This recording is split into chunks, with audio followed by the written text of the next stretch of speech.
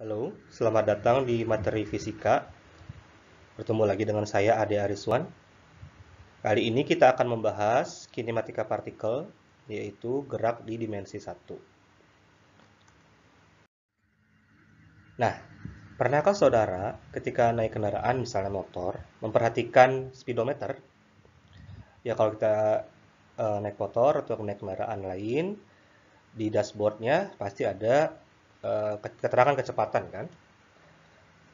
Misalnya ketika kita sedang berkendara, kemudian menemui rintangan di depan, misalnya jalannya ditutup, atau mungkin ada orang yang menyeberang, pasti kita mengubah kecepatan kita kan. Kita akan mengerem, dan eh, bisa saja kecepatannya menjadi nol atau berhenti. Ya, ada dua kemungkinan kalau kita ngerem, kalau kecepatannya tidak turun saja, bisa juga untuk berhenti kan. Nah, itu adalah eh, konsep dari kinematika yang akan kita bahas sekarang mengenai kecepatan maupun nanti juga percepatan. Tapi sebelum kita membahas kecepatan dan seterusnya, tentu kita pelajari dulu mengenai konsep dasar. Ya, jadi kinematika itu adalah salah satu cabang ilmu fisika yang mempelajari gerak benda tanpa memperhitungkan penyebabnya.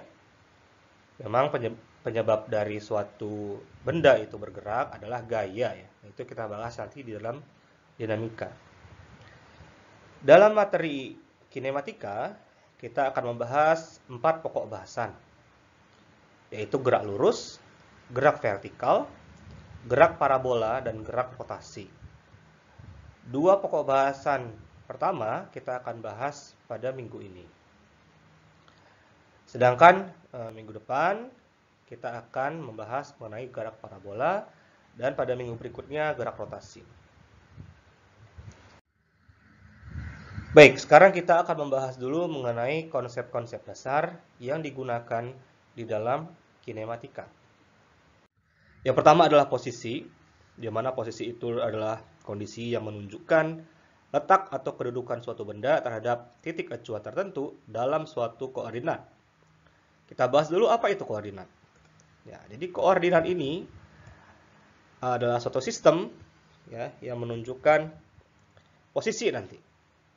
Ya, jadi kalau posisi itu tentu ada titik acuan dan ada koordinatnya.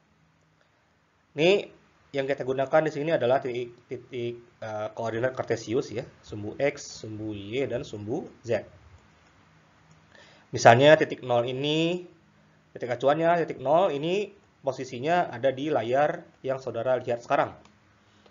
Maka sumbu x itu arahnya ke depan layar atau ke arah penonton, ke arah membaca. Ada sumbu x yang negatif yang di belakang sana, ini yang menjauhi layar. Ya. Jadi ada sumbu x positif, ada sumbu y, ada sumbu x negatif. Lalu sumbu y itu yang horizontal. Yang sebelah kanan pembaca atau penonton itu adalah sumbu y positif. Di sebelah kiri sini adalah sumbu y negatif. Lalu ada sumbu z yang ke atas dan ke bawah. Yang ke atas positif, yang ke bawah negatif. Nah, misalnya ada suatu titik, satu benda pada titik P. Ditulis posisinya adalah x, y, z. Nah, ini maksudnya pada sumbu x posisinya berapa, pada sumbu y berapa, pada sumbu z berapa. Misalnya jaraknya 1 cm. 1 cm pada sumbu y positif. Berarti kita dapatkan jarak dari titik 0 ke titik arah sumbu x adalah 1, lalu sumbu y misalnya 2, sumbu z-nya 1. Ya, jadi kalau kita buat koordinatnya, P itu adalah 1, 2, 1. 1, 2, 1. Jadi titik P ini ya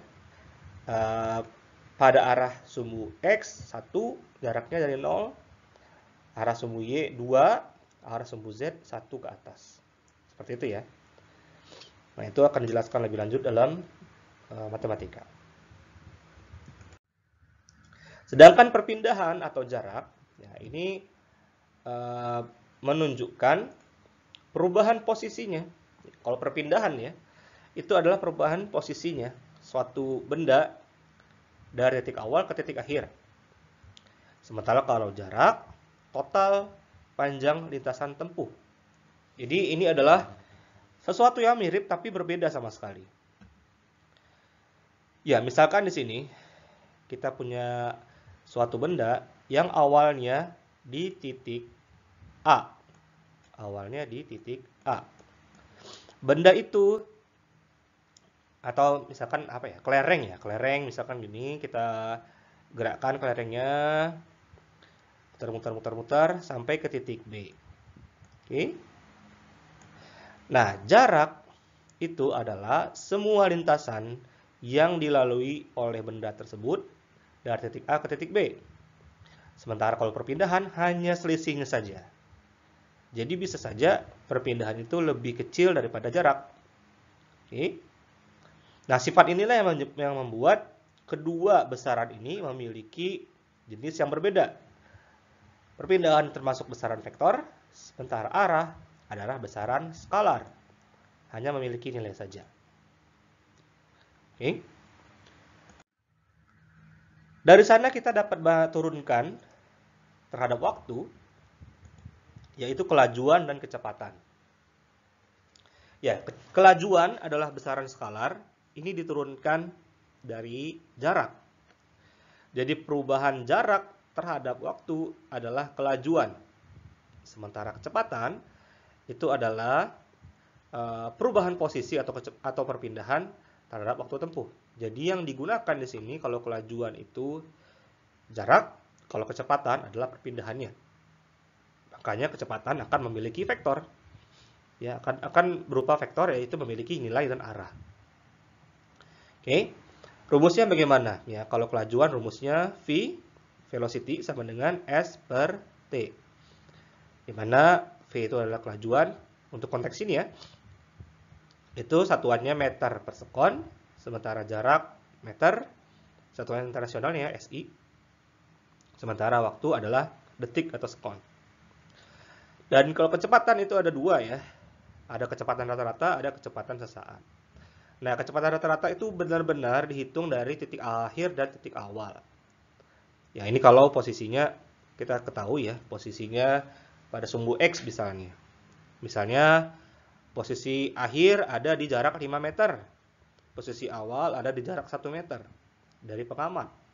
Berarti 5 kurang 1, 4 ya. Nah, berapa waktu yang dialami selama perpindahan itu? Nah, ini adalah delta T-nya.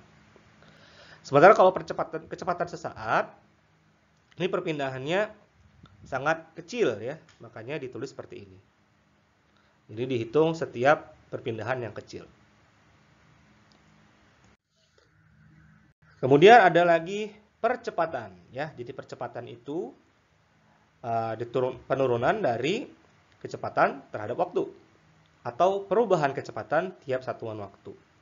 Karena ini juga diturunkan dari kecepatan yang satuan vektor, maka percepatan juga merupakan vektor. Berarti memiliki arah. Nah, karena dia punya arah, nanti ada tandanya. Ada tanda positif, ada tanda negatif. Ya, kalau percepatannya positif, artinya kecepatan suatu benda itu akan berubah setiap waktu. Ya, misalnya awalnya pelan jadi makin cepat. Awalnya 10 meter per sekon jadi 20 meter per sekon. Nah, itu semakin cepat kan? Itu namanya percepatan. Tapi kalau menurun, misalnya awalnya 50 meter per sekon, berubah menjadi 20 meter per sekon. Berarti menurun kan kecepatannya. Itu namanya perlambatan.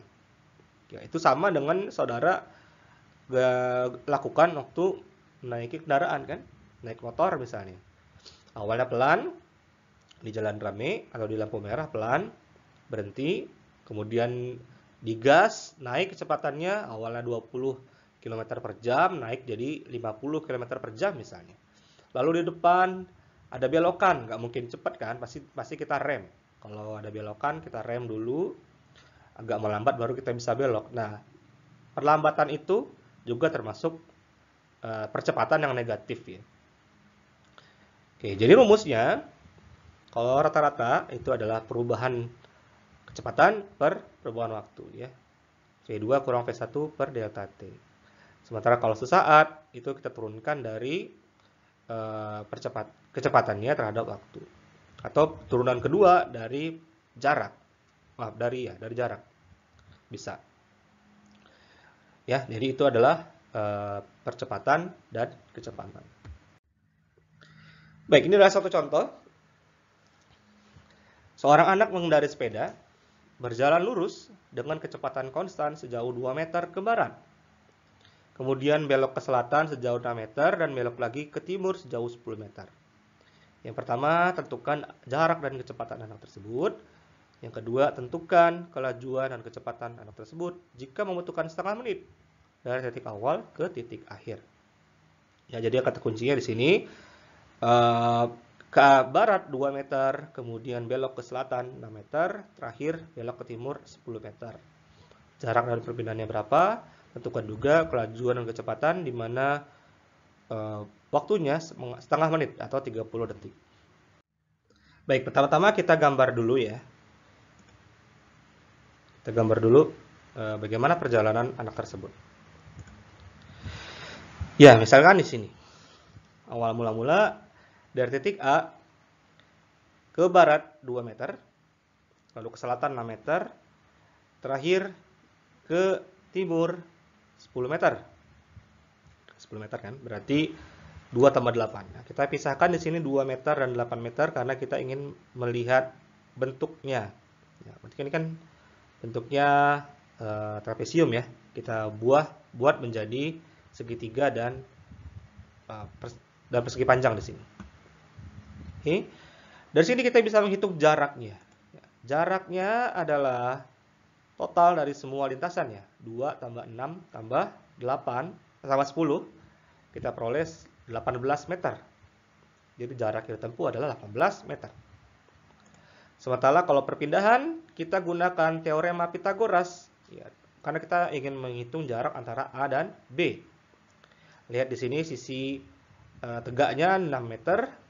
Sisi mendatarnya 8 meter, berarti kita bisa gunakan teorema Pythagoras untuk mencari A dan B di sini menggunakan 6 kuadrat dan 8 kuadrat. Ya, 6 kuadrat 36 tambah 8 kuadrat 64 menjadi 100. Berarti AB adalah 10 meter. Ya, berarti jaraknya adalah 10 meter. Kemudian dari sana kita gunakan untuk mencari kelajuan. Kelajuan adalah jarak per waktu. Jaraknya 18 meter dibagi 30 detik. Kita dapatkan 0,6 meter per detik. Sementara kecepatan adalah perpindahan per waktu. Perpindahannya tadi 10 meter dibagi 30 detik. Kita dapatkan 0,33 meter per detik. Oke, demikian materi kali ini. Kita akan lanjutkan untuk materi minggu ini dengan materi gerak lurus dan gerak vertikal. Sampai ketemu lagi, selamat belajar.